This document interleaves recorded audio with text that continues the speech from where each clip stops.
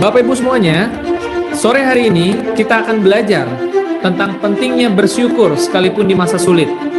Tema bersyukur di tengah badai dibuat sore hari ini oleh seorang mitra Tria Networks, agent Tria Networks berprestasi. Beliau adalah seorang ibu rumah tangga yang memiliki satu putra dan satu putri. Di bisnis Tria Network ini bergabung April 2014, meraih trip Korea gratis pada tahun 2018, dan bertempat tinggal di Makassar. Mari Bapak Ibu semuanya kita sambut pembicara kita sore hari ini, Platinum Agency, Ibu Serafina Faihu. Selamat sore Ibu Vina.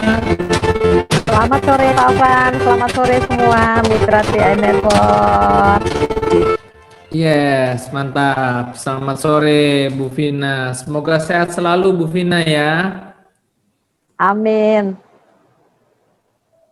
Ya, Bu Vina, mungkin Bu Vina mau sapa-sapa peserta kita, boleh ya, mungkin untuk pemanasan dulu nih Bu Vina. Silakan Bu Vina. Untuk pemanasan, selamat sore mitra Tria Network, tentunya seluruh Indonesia yang berada di pusat Jakarta, Jawa Barat, di Bandung, di Bogor, kawan-kawan daerah Indonesia Timur, Papua, NTT, dari Lombok, dari Sulawesi, teman-teman yang di Kota Makassar, Manado, Kota Palu, juga Kota Balikpapan dan Medan, semua mungkin sudah ada, semua ada di dalam room Zoom sore hari ini. Selamat sore semua dan tetap semangat, dan tentunya kita tetap bersyukur sesuai dengan tema sore hari ini, bersyukur di tengah badai.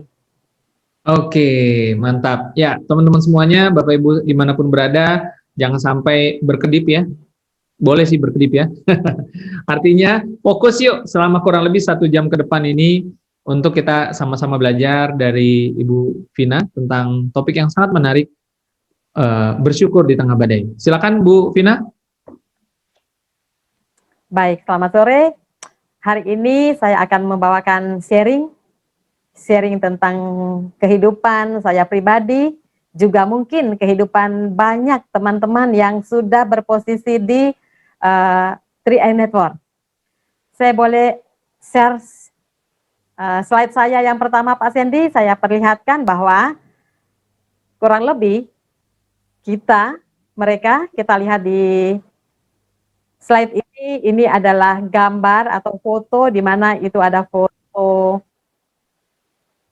meeting Goal Agency di 2018 kalau tidak salah, dan juga di bawah adalah foto Crown Academy yang ketiga dan yang kedua. Lalu tentunya orang-orang yang ada di dalam foto ini saat ini berada atau dalam posisi benar-benar bersyukur dalam keadaan saat ini, dalam keadaan posisi pandemi, dalam keadaan posisi sulit, dalam keadaan posisi perusahaan-perusahaan lain mungkin atau kantor-kantor lain tutup. Saat ini kita di Tria Network, mereka atau kita semua yang menjalankan bisnis Tria Network ini tentunya kita sangat-sangat bersyukur, sama halnya dengan apa yang saya nikmati, apa yang saya rasakan, apa yang saya dapatkan dari program Tria Network ini.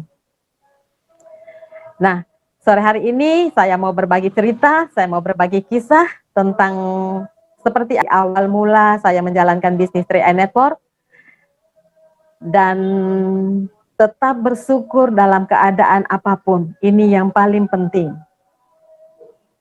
Boleh di slide kedua Pak Sandy, saya akan ceritakan awal mula dari pertama kali saya menjalankan bisnis ini. Teman-teman di seluruh Indonesia mungkin tulisannya tidak terlalu kelihatan, tapi saya boleh sampaikan.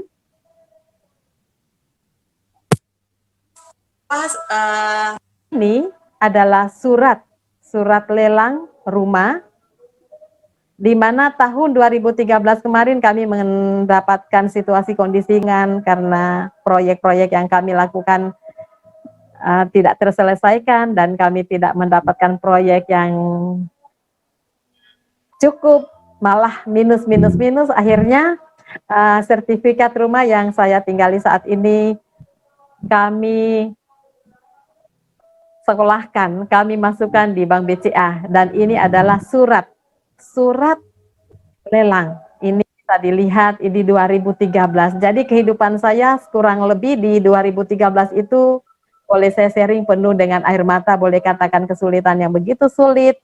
Jangankan masalah rumah, ya orang bilang makan pun juga sulit karena memang saya dan suami swasta, tidak punya sama sekali slip gaji, juga tidak punya SK, jadi tidak ada sumber keuangan yang datang, tidak ada kerang masuk uang yang lain selain menjalankan proyek. Sedangkan saat itu kami betul-betul tidak memiliki tidak memiliki proyek, tidak memiliki pekerjaan, malah yang paling sulit lagi adalah kami mengalami kebangkrutan yang luar biasa. Nah, di saat kesulitan, di saat benar-benar hal yang paling sulit di dalam hidup saya rasa waktu itu, yang nomor satu memang bersyukur itu membuat kita kuat, membuat kita benar-benar bisa menghadapi kesulitan-kesulitan yang bisa kita lakukan, yang bisa kita hadapi di dalam rumah, di dalam keluarga, di dalam keadaan keuangan kita. Slide berikutnya Pak Sandy. Nah, kurang lebih di 2014 saya dikenalkan oleh teman untuk memulai bisnis 3i Network. Saya perlihatkan gambar ini karena apa? Saya mengingatkan untuk teman-teman yang sudah dari 2014 kemarin kita jalankan bisnis, juga buat saya ingatkan teman-teman yang mulai sudah online bahwa keadaan saat 2014 kemarin program 3i Network itu tidak segampang dengan apa yang sekarang ini kita lakukan. Bisa diperhatikan itu ruang tamu saya, boleh dilihat itu penuh dengan kertas-kertas aplikasi, di mana satu nasabah itu harus tanda tangan 7-8 kali tanda tangan. Jadi itu adalah verifikasi data-data nasabah yang diperiksa oleh admin, diperiksa oleh leader-leader masing-masing. Jadi seperti ini keadaannya, apalagi menjelang seminggu setelah mau tutup buku, kami mesti begadang, mesti betul-betul menjalankan verifikasi data yang luar biasa, tidak segampang yang sekarang ini. Nah, menjalankan bisnis ini saya rasa memang tidak gampang. Banyak orang yang mengatakan gampang tidak menjalankan bisnis 3i Network. Bagi saya tidak gampang, tapi hal yang tidak gampang kalau kita pelajari pasti akan bisa menjadi gampang, menjadi lebih enak kita jalankan. Saya pribadi waktu jalankan bisnis ini belajar training dari leader dan manajemen yang diadakan oleh CAR, sehingga keterbatasan, ketidakmampuan akhirnya benar-benar bisa saya lakukan hal-hal yang tidak bisa saya lakukan saat kita mengikuti training-training yang ada di program atau leader yang mengadakan training di program 3i Network ini. Nah, saya mau review sedikit tentang awal dari menjalankan bisnis ini. Di awal-awal itu memang sulit karena waktu itu belum ada contoh leader yang benar-benar punya prestasi atau betul-betul punya penghasilan di bisnis ini. Kalau saya menceritakan tentang kesuksesan orang-orang yang menjalankan bisnis ini, saat itu masih nihil.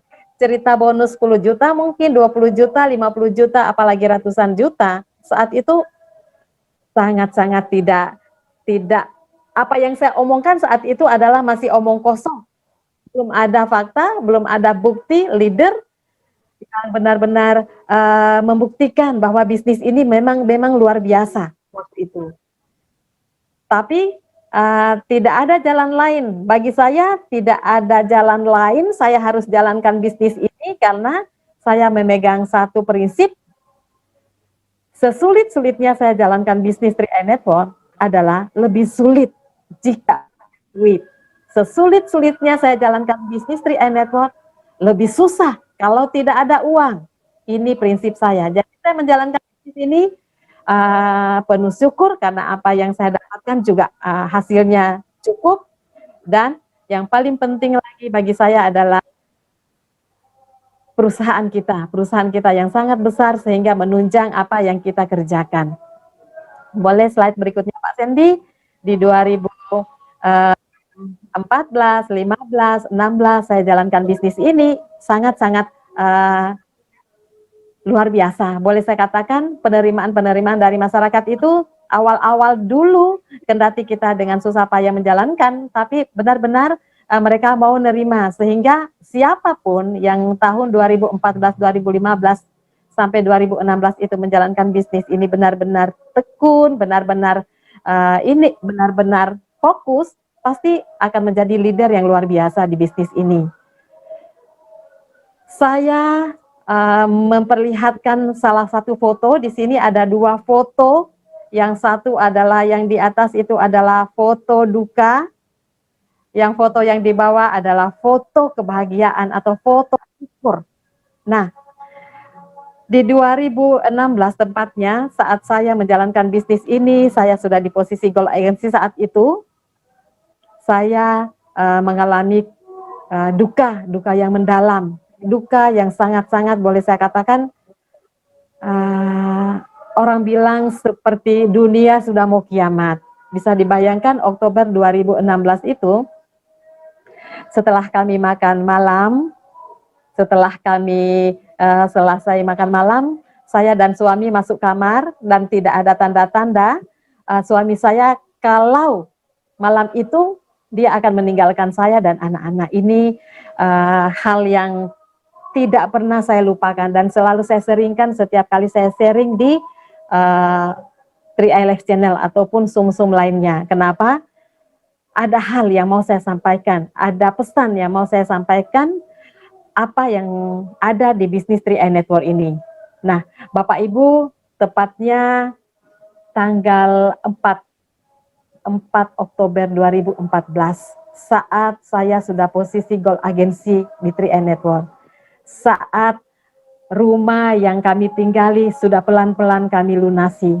Saat mobil yang kami masukkan di leasing pelan-pelan BPKB-nya kami boleh ambil kembali. Saat anak-anak sudah mulai tersenyum karena sudah bisa memberikan uang jajan ke sekolah.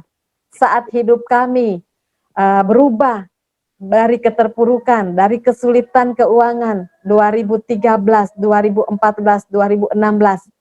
Saat-saat bahagia boleh saya katakan, saat-saat Tuhan memberikan berkat, menunjukkan mujizat bagi saya, di keluarga kami. Saat itu 2016, Oktober 2016 Tuhan memberikan cobaan yang sangat berat bagi saya pribadi. Mungkin bagi sebagian orang yang melihat juga akan merasakan atau mungkin membayangkan kurang lebih seperti apa kalau terjadi pada dirinya. Bisa dibayangkan gambar di depan itu adalah rumah ini dan di depan itu adalah foto almarhum suami saya yang meninggal di tanggal 4 Oktober 2016 saat saya posisi Gold Agency. Waktu habis makan malam, kami sedang berkelakar di meja dan dia mengatakan seperti ini, "Mak, hidup kita penuh syukur. Nanti bulan Desember nanti Mama akan naik posisi lagi," katanya seperti itu. "Papa nanti Desember mau dapat proyek lagi." Saya katakan, "Wah, jangan janji-janji partai karena tanda kutip kata proyek itu bagi saya sudah menjadi trauma yang sangat besar karena di hidup kami memang pernah hidup bahagia, pernah hidup mewah, pernah hidup lumayan dari pekerjaan proyek. Tapi saat itu hidup kami benar-benar sangat sulit. Hidup kami waktu awal dari memulai bisnis 3i Network, kami sangat kesulitan keuangan karena efek dari mengerjakan proyek itu. Nah, setelah kami makan, kami bersantai, kami masuk di kamar, saya ceritakan sebentar, dan sampai di kamar, papa ini dia bilang ke saya, "Mah, perasaan saya enggak enak," bilang seperti itu. Saya katakan, "Papa baring-baring." Uh, Sementara dia baring-baring, saya melihat, saya pandang, saya lihat, lalu saya katakan seperti ini, "Papa," uh, beliau mengatakan seperti ini, saya berpikir bahwa oh mungkin dia perbaiki, dia punya perasaan, mungkin dia supaya nyaman perasaannya. Saya keluar dari kamar, saya keluar beres-beres sesuatu di luar, lalu saya masuk lagi di kamar. Saat saya masuk di kamar, saya melihat dia seperti tertidur. Lalu saya katakan seperti ini, Papa, jangan tidur, ini masih maghrib. Kebetulan rumah kami di dekat masjid dan saat itu masih posisi azan maghrib. Nah, tapi Papa tidak respon. Tidak ada tanda-tanda respon sekalipun saya goyang-goyang kakinya juga tidak respon. Saya goyang-goyang pipinya juga tidak respon. Terus saya mengatakan sama anak saya yang kebetulan duduk di sampingnya yang lagi nonton di televisi, itu anak saya yang perempuan, yang ujung. Waktu itu dia masih kelas 2 SMP. Saya katakan seperti ini, "Ade, ini papa pingsan." Terus dia bangunin, papa kenapa, papa bangun. Tapi tidak ada respon sama sekali waktu itu. Tapi perasaan saya biasa aja. Kan tadi barusan belum setengah jam kami masih berkelakar, jadi tidak ada sedikit pun rasa khawatir ataupun rasa deg-degan yang hebat. Saya pikir dia pingsan atau saya pikir dia lemah. Saya juga tidak terlalu seperti apa memikirkan hal-hal yang negatif. Lalu saya memanggil tetangga di sebelah rumah. Saya suruh pembantu coba panggil tetangga dan dia datang di rumah, diperiksa, dilihat bahwa memang pingsan dan kami bawa di rumah sakit Kristalina yang tidak jauh dari rumah, kurang lebih hanya 15 menit dari rumah. Sepanjang jalan saya pangku kepalanya, tetangga saya pangku badannya, saya hanya bilang, Papa sudah sadar, Papa sudah sadar. Tapi tidak ada responnya, saya hanya berdoa, Tuhan sembuhkan Papa, Tuhan sembuhkan Papa. Di sepanjang jalan saya hanya berdoa seperti itu. Tapi perasaan saya biasa aja, karena tidak ada tanda-tanda, tidak ada sakit, tidak ada keluhan selama minggu-minggu terakhir ini, tidak ada sama sekali. Sampai di rumah sakit, Bapak Ibu akhirnya dimasukkan di UGD. Di rumah sakit itu, saya pun turun, dan mungkin kurang lebih selang 5 menit aja di ruangan, dokter langsung mengatakan ke saya seperti ini, kalimat dokter ini sampai hari ini, sampai saat ini tidak pernah saya lupakan. Dokter langsung mengatakan, "Bu, Bapak sudah tidak." Kata itu, kalimat itu tidak pernah saya lupa, tidak pernah hilang. Seakan-akan saat ini, saat saya menceritakan hal ini seperti ada di depan saya, seperti ada di pelukan saya, di depan saya seperti itu. Dokter mengatakan itu, "Bu, Bapak sudah tidak ada." Saya menoleh, saya melihat kembali ke dokter dan saya bilang seperti ini, "Dok, maksudnya apa?" Dokter menanyakan ke saya seperti ini, "Ibu, Bapak ada riwayat jantung?" Saya katakan tidak. "Bapak ada riwayat asma?" Saya juga mengatakan tidak. Dan dokter berdiri dan langsung meninggalkan tempat itu. Saya belum menangis, saya belum merasa kehilangan saat itu. Saya terus tepuk-tepuk pipinya, saya goyang-goyang kepalanya, "Papa kenapa? Papa kenapa? Papa kenapa?" Kayaknya, masa sih? Saya lihat juga seperti tidur biasa, tapi tidak lama kemudian suster datang dan membawa kain putih dan juga perban panjang. Saya lihat begitu datang, langsung ditutup dan juga langsung diikat kakinya waktu itu. Saat itu saya baru sadar, benar-benar saya baru lihat, saya baru tersentuh, baru saya merasa, wah, apa benar Papa ini sudah meninggalkan saya, sudah meninggalkan anak-anak, sudah tidak lagi bersama kami saat itu. Serasa saya tidak melihat orang-orang di sekitar. Padahal waktu itu di UGD sudah banyak berkumpul orang saat dibawa masuk di dalam. Saya tidak melihat, rasanya plafon pun saya tidak lihat saat itu. Lantai pun juga saya tidak lihat saat itu. Rasanya gelap, rasanya tidak tahu apa yang terjadi saat itu. Saya tidak habis pikir, kenapa tidak ada tanda, tidak ada sakit, kenapa kok tiba-tiba meninggalkan saya dan anak-anak. Saya benar-benar seperti sangat-sangat kehilangan. Dan saat itu juga anak saya yang pertama yang di samping saya itu kelas 1 SMA, dia ada di dekat saya dan dia hanya memeluk pundak saya, dia pegang kepala papanya, dia bilang, "Papa, papa kenapa? Papa kenapa? Papa sakit apa?" Saya masih ingat semua kata-kata itu. Saya pun juga ya, pasti siapapun akan berteriak-teriak, teriakan yang tidak tahu seperti apa teriakan saya waktu itu. Yang jelas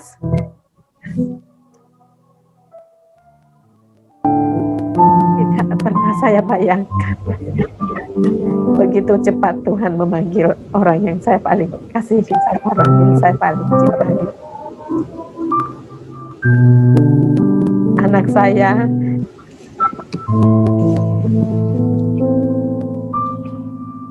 dia terus memegang pundak saya. Dia bilang, Mama, Papa kenapa? Saya balik dia, Papa, saya bilang begitu. Dia juga teriak, Papa. Kami hanya berteriak seperti itu.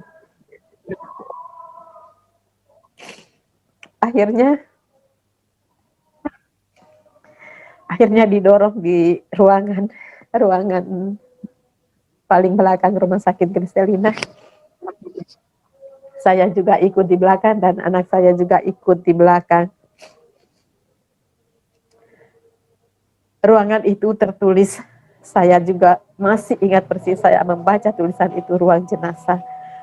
Ruangan yang jarang banget kita datangi. Ruangan yang benar-benar kecuali ada orang-orang yang dekat, ada orang-orang yang kita cintai, ada keluarga dekat yang meninggal baru boleh kita datang di ruangan itu. Tapi saat itu di 2014 itu bukan siapa-siapa yang dimasukkan di ruangan itu, tapi orang yang kami paling sayangi, orang yang paling kami kasihi, tulang punggung keluarga kami. Boleh saya katakan belahan jiwa saya. Belahan jiwa saya masuk di ruangan itu dan sudah kaku dan saya sudah tidak tahu seperti apa pihak rumah sakit yang mengurusi semuanya itu. Saya teriak-teriak. Orang-orang sudah berdatangan di ruangan itu semakin banyak dan kurang lebih 2 jam di ruangan itu dipersiapkan dan kami pulang di rumah. Sampai di rumah tetangga sudah menyiapkan semua, jadi ruang tamu itu sudah kosong, sudah tidak ada lagi kursi-kursi. Tenda juga di depan rumah sudah dipasang. Dan saya melihat rumah itu seperti gelap, penuh duka seisi rumah. Saya masuk dan dimasukkan di dalam ruang tamu, hanya peti dan beberapa kursi yang ada di ruang tamu. Rasa kehilangan yang luar biasa. Bapak Ibu, saya ceritakan ini supaya Bapak Ibu juga benar-benar mendapatkan pelajaran bahwa manusia itu pasti meninggal, karena manusia memiliki 3 kepastian yang pasti dialami, yaitu pasti tua, pasti sakit, dan pasti meninggal. Kepastian yang ketiga ini adalah kepastian yang benar-benar membawa duka bagi orang-orang yang kita tinggalkan, bagi orang-orang yang kita cintai, yang kita tinggalkan. Mungkin kalau orang yang sudah meninggal, sudah tidak rasa sakit, sudah tidak rasa apa-apa, sudah tenang, tapi kita yang ditinggalkan, rasanya sesak banget, rasanya benar-benar kehilangan orang yang dikasihi, orang yang dicintai itu benar-benar tidak ada tandingannya rasanya, boleh saya katakan seperti itu. Bapak Ibu, selang beberapa hari akhirnya almarhum dikuburkan dan teman-teman dari 3 Network selalu datang menghibur, datang di rumah menghibur, juga termasuk manajemen CAR, layanan lancar dari kantor cabang Makassar, mereka datang ke rumah untuk mengurus salah satunya santunan jiwa yang ditinggalkan oleh almarhum. Kurang lebih setelah 7 hari, 7 harinya akhirnya layanan kantor CAR Makassar, mereka datang dan mereka mengingatkan, mereka memberikan berkas-berkas untuk saya tanda tangan, untuk saya urus klaim santunan jiwa. Apa yang saya katakan sama mereka seperti ini. Mohon maaf, saya tidak bangga menerima ini. Rasa-rasanya saya tidak rela. Rasa-rasanya saya tidak terima. Orang yang saya paling kasihi, orang yang saya paling cintai, meninggalkan kami dan akhirnya digantikan dengan santunan ini. Digantikan dengan sejumlah santunan jiwa yang akan kami dapatkan dari CAR. Rasanya saya tidak mau terima, tidak. Saya tidak mau, saya tidak bangga, saya tidak mau terima santunan ini. Hati saya benar-benar menolak karena faktor waktu itu rasanya saya tidak bisa terima keadaan saat itu. Lalu orang kantor CAR pulang dan kurang lebih hampir sekitar menjelang 40 hari meninggalnya almarhum, baru mereka datang lagi di rumah memberikan berkas-berkas yang akan saya tanda tangani, dan waktu itu saya langsung tanda tangan berkas yang ditandatangani dan tidak butuh waktu lama. Pencairan santunan jiwa yang ditinggalkan oleh almarhum kami terima dari CAR. Selain dari situ Bapak Ibu, saya menceritakan suatu hal yang luar biasa yang saya alami saat almarhum meninggalkan saya. Posisi saya itu di posisi Goal Agency di bulan Oktober 2016. Selama kurang lebih hampir 3 bulan, 4 bulan saya tidak menjalankan bisnis 3i Network. Saya benar-benar vakum di rumah, saya masih berduka. Teman-teman yang datang di rumah mereka mengatakan, ayo Bu Vin, kita semangat lagi, kita jalankan lagi bisnis 3i Network, pembinaan, training atau BOP. Saya katakan seperti ini, nanti saja dulu. Karena kalau saya berdiri di depan teman-teman, di depan banyak orang, mungkin waktu itu saya belum bisa berbicara, belum bisa presentasi, mungkin hanya air mata terus yang keluar dari saya, kepedihan hati, duka-duka terus yang saya alami waktu itu mungkin akan keluar lewat air mata. Jadi saya hampir vakum, hampir benar-benar tidak melakukan aktivitas prospek ataupun presentasi di 3i Network.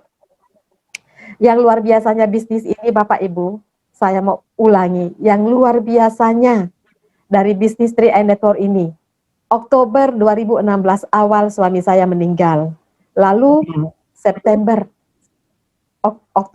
November, dan di periode Desember 2016 saya naik posisi di Platinum Agency. Saat itu 3 bulan saya di posisi Gold Agency, 3 bulan saya vakum, justru saya naik posisi di posisi Platinum Agency, tepatnya Desember 2016 saya naik posisi Platinum Agency.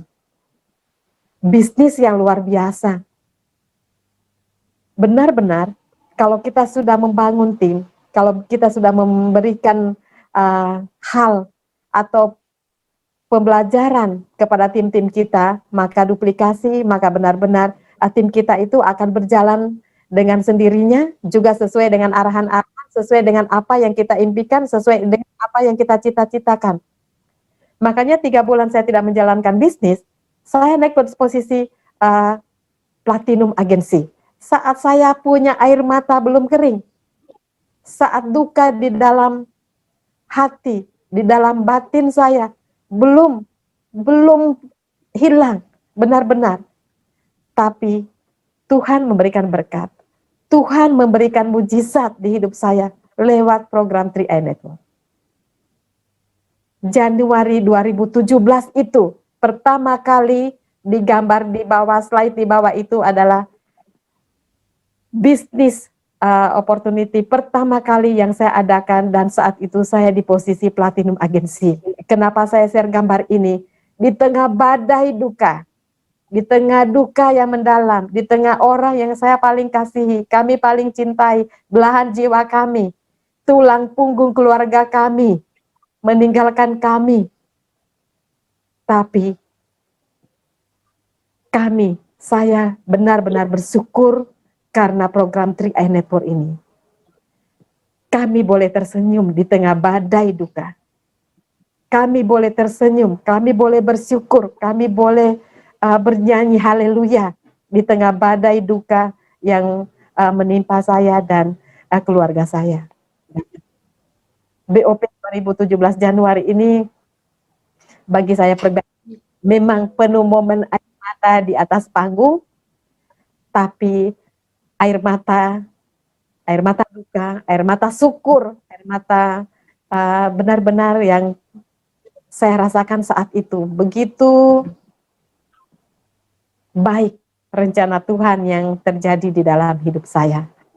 Begitu besar kasih Tuhan yang dilimpahkan kepada saya dan keluarga saya. Hal ini saya katakan seperti ini, di tengah badai kami tetap bersyukur, di tengah badai duka. Apalagi teman-teman saat ini, saat pandemi, saat kita tidak bisa ngapa-ngapain, saat tidak bisa gerak kita untuk menjalankan bisnis ini dengan bebas, dengan leluasa. Tapi benar-benar saya bersyukur. Saya bersyukur karena 3i Network betul-betul memberikan rasa syukur yang luar biasa. Bukan cuma syukur, hidup saya penuh mujizat dengan 3i Network ini. Nah, satu hal yang saya mau ceritakan lagi kepada teman-teman, kepada Bapak Ibu yang hadir di live Zoom, baik yang hadir di FB, bisnis 3i Network ini saya katakan sekali lagi adalah bisnis yang luar biasa, di mana saat almarhum meninggalkan saya dan anak-anak, saat santunan jiwa kami terima, juga bisnis yang almarhum sudah jalani, bisnis yang ID yang kami sudah kerjakan bersama, itu diwariskan ke ahli waris. Sehingga waktu itu masih posisi bronze agency yang masih 4 jutaan bonusnya waktu ditinggalkan, waktu beliau meninggalkan kami dan anak-anak. Tapi saat ini, saat berjalannya waktu, bisnis ini kami jalankan terus, dan ID itu terus kami dapatkan income-nya. Bisnis diwariskan ke ahli waris. Sudah 4 tahun lebih almarhum meninggalkan saya dan anak-anak, tapi setiap bulan kami masih menerima kiriman.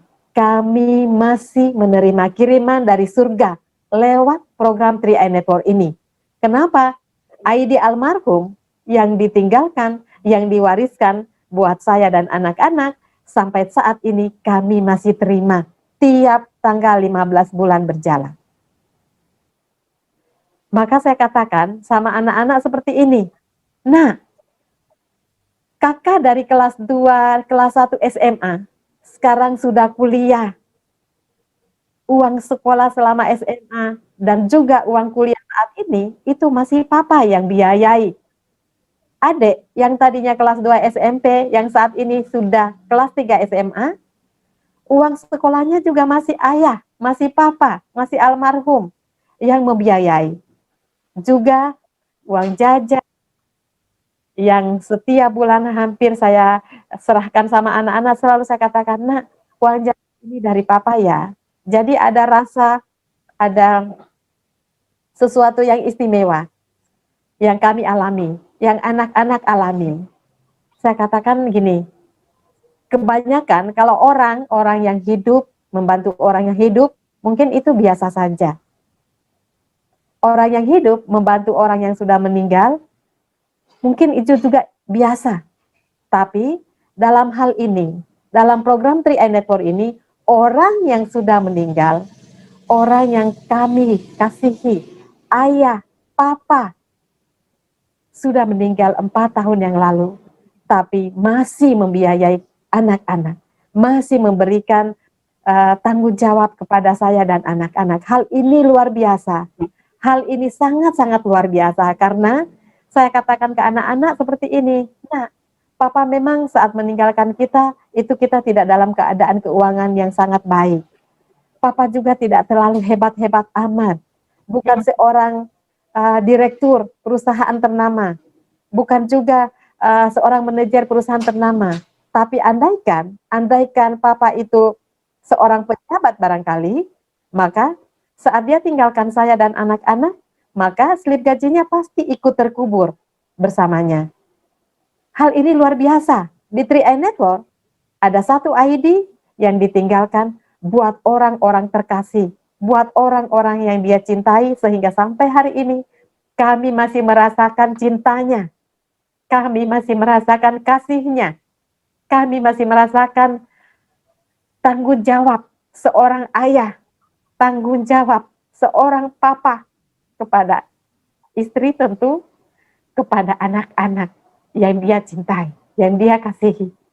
Ini salah satu yang saya sampaikan, saya sharingkan sore ini. Bisnis 3i Network, hanya bisnis 3i Network yang bisa kita dapatkan. Di tempat lain tidak ada. Orang yang sudah meninggal bisa menolong orang-orang yang dia kasihi, orang-orang yang dia cintai, yang masih hidup, yang masih melanjutkan hidup ini. Hanya di 3i Network. Maka bisnis ini bagi saya pantas dan wajib kita perjuangkan, teman-teman. Karena saya pribadi sudah merasakan, sudah mengalami hal yang paling istimewa, hal yang benar-benar tidak bisa saya dapatkan dari pekerjaan ataupun dari jabatan ataupun dari bisnis apapun yang lain. Hanya di 3i Network ini kita bisa mendapatkan passive income, bisnis yang diwariskan oleh almarhum atau orang-orang yang mengerjakan bisnis ini, keluarga yang mengerjakan bisnis ini yang diwariskan ke orang-orang yang terkasih, seperti apa yang saya alami saat ini. Pak Sandy boleh di-share slide berikutnya. Nah, sore hari ini saya berbagi kisah ini, kenapa? Karena saya sangat bersyukur. Saya sangat bersyukur di tengah duka, di tengah pandemi yang saat ini kita alami, benar-benar saya dan anak-anak masih bisa menjalankan semua aktivitas. Kendati kurang lebih kita semua tahu, kurang lebih sudah 9 bulan kita tidak menjalankan bisnis ini, dan semua perusahaan-perusahaan hampir banyak yang tutup, hampir banyak yang di PHK, hampir banyak pengurangan-pengurangan karyawan. Justru di program 3i Network ini kita masih stabil sampai hari ini, puji Tuhan. Bagi saya pribadi, penghasilan 2 digit itu di saat tidak bekerja ada luar biasa sekali di 3i Network ini. Dan ini bulan Desember, ini akhir tahun, sepanjang 2020 ini memang banyak orang mengalami kesulitan-kesulitan dalam keuangan. Tapi bagi saya pribadi, teman-teman semua juga pasti sudah bisa melihat ada titik-titik terang, titik-titik yang nanti, atau boleh saya katakan, anggap saja 2020 ini adalah badai. Ya memang badai COVID, badai pandemi. Tapi percayalah, setelah badai pasti ada pelangi. Sedikit lagi, mudah-mudahan 2-3 bulan kemudian sudah ada pelangi di keluarga kita, di program 3i Network ini, dan juga di seluruh masyarakat Indonesia, juga mungkin seluruh dunia. Mudah-mudahan semua akan membaik, semua akan normal kembali. Setelah pandemi ini kita akan berjuang kembali di 3i Network, dan saya harap semua yang nonton di live Zoom ini juga kita bisa punya semangat. Karena apa? Kerjakan bisnis ini dengan baik. Kerjakan, karena tanpa mengerjakan kita tidak dapat hasil, tapi kalau kita kerjakan pasti kita akan mendapatkan hasil. Satu hal saya punya moto, siapa yang menuai, siapa yang menanam, dia akan menuai. Siapa yang bekerja akan mendapatkan hasil yang luar biasa. Sekian dari saya Pak Frans, juga Pak Sandy, mungkin ada pertanyaan-pertanyaan yang akan diberikan kepada saya sore hari ini, sharing saya sore hari ini. Terima kasih dan tetap semangat buat semua. Oh ya, ini adalah foto-foto saya di masa pandemi, boleh diperhatikan Bapak Ibu. Ini sedikit keseharian saya selama masa pandemi ini. Kebetulan saya bersaudara 13 orang, saya anak ke-11 dari 13 orang bersaudara, dan orang tua saya itu ada papa yang saya peluk yang sudah tidak punya rambut, itu umur saat ini sudah 95 tahun. Mereka ada bersama saya di rumah ini sudah 4 tahun.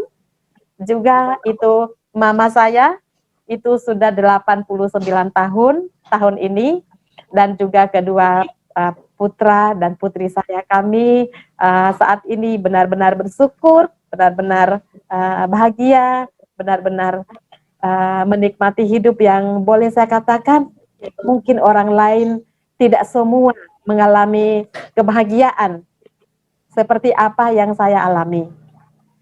Kenapa saya mendapatkan, kenapa saya mengalami kebahagiaan? Karena saya katakan, saya melakukan sesuatu yang tidak dilakukan oleh orang lain.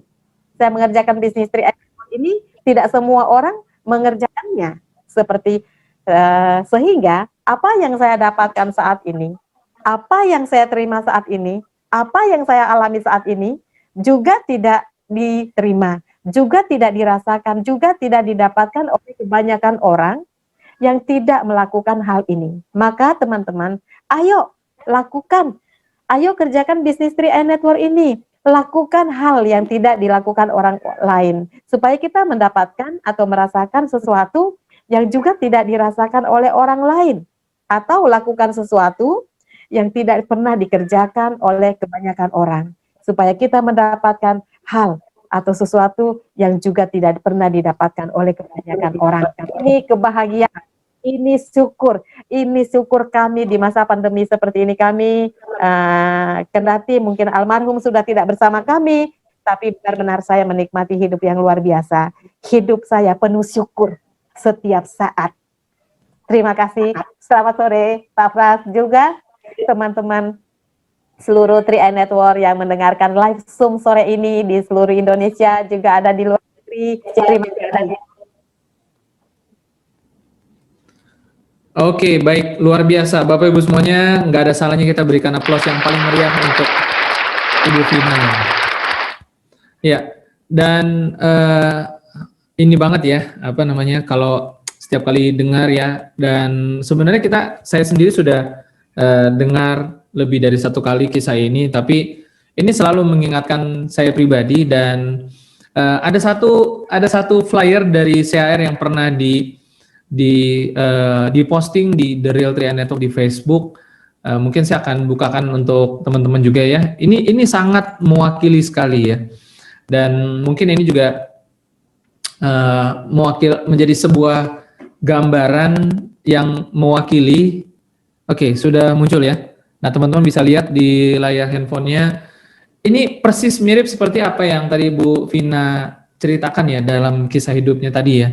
Bahwa orang-orang yang kita cintai bisa jadi dia pergi lebih dulu, pulang lebih dulu, tetapi bukan berarti itu akhir dari segalanya. Bisa jadi apa yang sudah dibangun saat ini dari 3i Networks, bisa jadi itu yang akan menjadi masa depan bagi keluarga yang ditinggalkan. Ini luar biasa sekali. Luar biasa. Ya, dan teman-teman, kalau teman-teman ada pertanyaan langsung ke Ibu Vina, tolong kirim pesan pertanyaannya ya melalui chatroom, sebutkan nama, kota tinggal, dan apa pertanyaan yang mau ditanyakan seputar topik pada sore hari ini ya teman-teman ya. Ini berkaitan mungkin dengan sikap ya. Seringkali kita ketemu situasi masalah dalam menghadapi bisnis 3i Networks begitu ya, dari berbagai sisi. Dan sore ini kita belajar ada sesuatu hal yang positif ya, yang kita bisa syukuri, yang kalau teman-teman ada di posisi Ibu Vina mungkin tidak akan mungkin pindah ke lain hati lagi ya selain 3i Network ya, seperti itu. Oke. Teman-teman, kita masih punya waktu 5 menit. Kalau teman-teman mau nanya ya, susah lo ketemu sama Bu Vina. Kalau teman-teman mau ketemu Bu Vina harus ke Makassar dulu, ya kan? Nah, ini kesempatan. Biasanya ibu-ibu nih banyak nanya ya. Boleh sesama ibu-ibu nanya, ya kan? Barangkali yang awal-awal join di apa namanya, Kondisi nggak diizinin pekerjaan sama sudah suami, nah, atau takut minta izin sama pasangan. Nah, setelah dengar kisah ini, rasanya nggak usah minta izin deh ya. Langsung aja jalanin ya. Seperti itu ya. Oke, saya coba ngintip dulu nih pesan-pesannya, ada nggak nih yang itu. Pertanyaan kayaknya belum ada, tetapi banyak sekali ini ya membuat kalimat-kalimat yang menyampaikan haru dan antusiasnya dari mendengar cerita tadi. Nah, ada yang nanya nih Bu Vina, tapi ini mungkin sedikit di luar topik. Lalu Bu Vina sendiri pada saat pandemi seperti ini, bagaimana Bu Vina melanjutkan perjalanan bisnisnya di saat pandemi seperti ini? Kalau gimana, Bu Vina mungkin mau menjawab, boleh? baik, baik Pak Frans. Selama masa pandemi, di awal-awal pandemi itu memang terasa banget lah ya, karena memang keadaan yang semacam mengerikan di awal-awal Maret 2020 kemarin kan. Jadi memang benar-benar saya tidak melakukan prospek, ataupun waktu itu juga paling kita hanya telepon, hanya di grup WhatsApp pertama-pertama, tapi beberapa waktu kemudian ada aplikasi Zoom yang benar-benar kita bisa manfaatkan. Jadi leader-leader pasti semua leader-leader kita ada aplikasi Zoom, apalagi 3i Live Channel yang setiap hari tidak pernah alpa. Jadi itu yang saya benar-benar lakukan kepada mitra-mitra. Kerjaan saya yang share acara-acara manajemen atau leader yang benar-benar diadakan kepada semua mitra-mitra. Juga bagi saya pribadi di masa pandemi ini, karena kita tidak bisa silaturahmi dengan cara bertemu pandang sama mitra-mitra kita, saya pribadi melakukan kontak video call, kontak WhatsApp, di grup harus tetap aktif, menginfokan setiap hari, harus kita share info, share kelakar, ataupun apa pertanyaan, menanyakan keadaan-keadaan, itu semua kita tetap menjalin hubungan dengan teman-teman, supaya dengan leader-leader terutama, supaya hubungan kita tetap baik. Kalau leader minta bantuan kita, atau mitra-mitra kita minta bantuan untuk bisa kita temanin prospek di via WhatsApp atau video call, itu bisa kita lakukan karena sudah diajarkan juga lewat 3-on-1 dari manajemen CAR. Itu luar biasa, kita bisa lakukan semua. Banyak hal sih sebenarnya di sistem di manajemen CAR sendiri pun sudah benar-benar sudah ada wadah yang benar-benar kita tinggal ikuti. Apalagi leader-leader kita per kron-kron masing-masing memang punya strategi-strategi yang luar biasa. Kita tinggal nurut aja sama leader-leader kita, itu udah luar biasa. Hasilnya pasti dahsyat lah. Hasilnya pasti maksimal. Apakah sama dengan sebelum COVID? Oh, pasti beda, karena ini beda masanya. Masa sebelum COVID dan masa pandemi ini pasti hasilnya beda. Tapi minimal kita tetap berjalan, kita tetap stabil. Hubungan kita dengan mitra-mitra kita tetap baik, dan tetap, apalagi ini ting sudah kelihatan samar-samar pelangi di depan kita semua ini, ya saya rasa ini semakin gencar saya menyemangati, memberikan informasi yang benar-benar luar biasa dari manajemen. Juga banyak banget kayaknya angin-angin segar yang kita bisa baca di grup. Jadi ya semangat, kita tetap menyemangati mitra-mitra kita, itu yang paling penting. Kalau saya pribadi menyemangati, silaturahmi lewat online, WhatsApp ataupun yang lainnya, seperti itu. Oke. Baik, itu tadi pertanyaan dari Pak Ari Sulistiono. Dan ini ada pertanyaan kedua, mana tadi ya? Pertanyaannya nadanya seperti ini. Dari Ibu Nazila Bandung ya. Bagaimana atau hal apa yang Ibu lakukan untuk membuat bangkit dari keterpurukan di tengah badai yang menimpa? Nah, ini mungkin juga dialami oleh orang-orang yang lain ketika mereka ngedown ya kan, dalam kondisi mungkin karena ditolak dan lain sebagainya, sama-sama terpuruk ya. Mungkin satu dari faktor internal, satu lagi dari faktor eksternal begitu. Nah, waktu Bu Vina waktu itu sempat mengalami kondisi ya tentu moodnya nggak enak banget karena situasi tersebut ya. Nah, bagaimana sih caranya Bu Vina bisa bangkit? Nah, ini mungkin yang mau ditanyakan sama teman-teman supaya mau ditiru nih. Oke, Ya, gimana baik Bu Pak Vina? Frans. Jadi saat saat almarhum meninggalkan saya, memang rasa-rasanya juga orang bilang kalau belahan jiwa kita itu meninggal, rasa-rasanya juga pengen mati loh gitu Pak Frans. Rasa-rasanya seperti itu. Tidak ada pilihan lain, rasa-rasanya sehidup semati itu ada di hati kita saat itu. Seiring dengan berjalannya waktu tentunya, seiring dengan berjalannya waktu, 2 hari, 3 hari, 4 hari, lama-lama lewat 1 minggu seperti itu, yang nomor satu yang saya lihat di saya pribadi adalah memandang anak-anak. Lihat anak. Saya bilang begini, kalau waktu itu, kalau saya ada anak natap-natap saya, mama bilang, nah, mama sedih sekali, papa ndak ada. Anakku bilang gini, memang hanya mama saja kak yang sedih. Emang saya nggak sedih karena papa ndak ada waktu itu. Jadi itu menjadi kekuatan. Bagi saya hal itu menjadi kekuatan bahwa saya harus lebih kuat dari mereka. Ini yang membuat saya benar-benar kuat saat itu. Rasanya kan saya tidak ada tumpuan lagi saat itu untuk bisa mencurahkan, untuk bisa menceritakan keadaan batin hati saya kan. Hanya ke anak-anak saya bilang, nah, mama sedih banget, mama sedih, Pak tidak ada.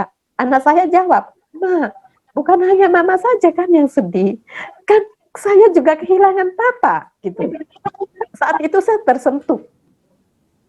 Dan saya niat saya bertekad, iya bukan cuma saya yang kehilangan pasangan, yang kehilangan belahan jiwa, mereka kehilangan sosok papa. Dan itu yang membuat kekuatan saya Pak Frans, yang membuat saya harus lebih kuat dari anak-anak. Ini yang benar-benar membuat kuat. Dan tidak ada orang lain, tidak ada yang mereka harapkan selain saya, selain mama. Tidak ada tumpuan mereka tidak akan berhasil, mereka tidak akan sekolah, mereka tidak akan makan kalau bukan mama yang benar-benar berjuang saat itu. Jadi kekuatan itu yang benar-benar membuat saya berjuang, membuat saya harus berjuang, saya harus kuat. Dan saat itu boleh saya katakan saya bisa menangis sembunyi-sembunyi di depan anak-anak karena saya menjaga mereka. Karena anak saya kalau saya nangis, mereka juga pasti nangis. Mereka juga sangat terpukul. Ini yang membuat saya kuat, melihat anak-anak, membayangkan mereka tidak akan bisa ngapa-ngapain kalau tidak ada kita, kalau tidak ada mama. Kalau mama tidak berjuang, ya siapa? Emang bisa kita minta-minta sama keluarga? Emang bisa kita mengul tangan ke atas terus kepada orang lain? Kan tak bisa. Hidup ini juga kita masih akan lanjutkan. Makanya yang benar-benar salah satunya kita menyiapkan sesuatu yang benar-benar bagi semua siapa saja, mau suami, mau istri, siapkan sesuatu supaya orang yang ditinggalkan benar-benar masih bisa melanjutkan kehidupan dengan baik seperti apa yang saya alami saat ini. Memang keterpurukan itu ada. Tapi dengan 3i Network benar-benar saya merasakan selain saya dapat bonus yang diwariskan, selain saya dapatkan bonus yang benar-benar dari 3i, juga semangat yang luar biasa yang saya dapatkan, dan hal itu yang membuat kekuatan untuk bisa move on, untuk bisa saya harus berjuang.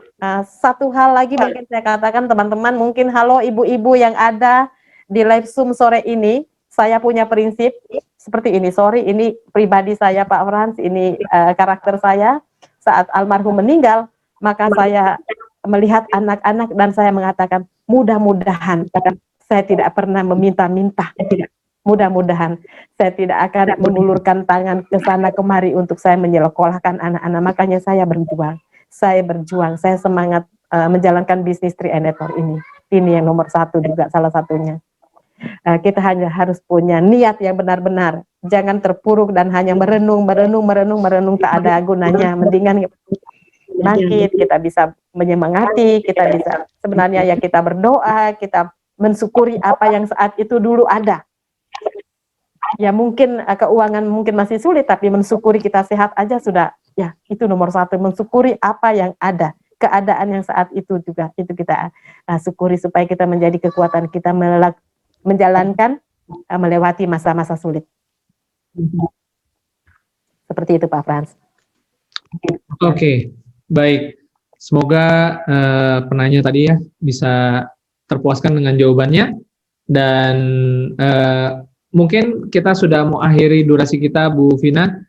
Sebelum kita tutup, barangkali Bu Vina ada closing statement singkat untuk sore hari ini, untuk sedikit lagi saja membagikan semangat buat bukan cuma ibu-ibu ya, bapak-bapak juga. Silakan Bu Vina. Baik, closing statement saya sore ini apa ya Pak Frans? Bagi saya pribadi seperti ini. Saat dalam kesulitan keuangan di 2013-14 itu saya berdoa. Tidak henti-hentinya dengan air mata saya, siang dan malam saya berdoa, Tuhan tunjukkan jalan apa yang saya lakukan untuk mengatasi kesulitan keuangan. Dan saat 2014 itu doa saya terjawab.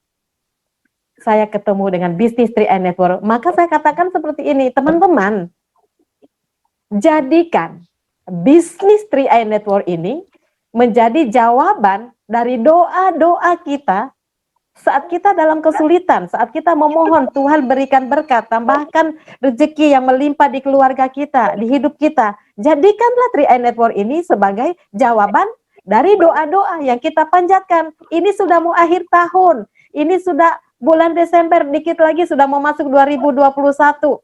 Saat mau masuk 2021, tentu doa kita, ya Tuhan, terima kasih atas tahun yang kemarin, dan mohon supaya 2021 nanti hidup lebih baik, berkat melimpah. Nah, untuk mendatangkan berkat, untuk mendapatkan rezeki, tentu ada usaha, dan jadikan bisnis 3i Network ini sebagai jawaban dari doa-doa yang kita panjatkan agar menjadi suatu yang menjadi nyata. Doa menjadi nyata. Jangan hanya doanya dari tahun ke tahun, mohon berkat yang melimpah, tahun berikutnya mohon berkat yang melimpah, tahun berikutnya mohon berkat yang melimpah, tapi tidak ada sesuatu yang dilakukan. Maka saat ini, ayo, sesuai dengan doa kita, lakukan sesuatu, lakukan bisnis ini, kerjakan supaya menjadi benar-benar menjadi jawaban dari doa-doa kita yang kita panjatkan, yang betul-betul kita mohon untuk merubah hidup kita lebih baik di 2021 nanti. Amin. Seperti itu Pak.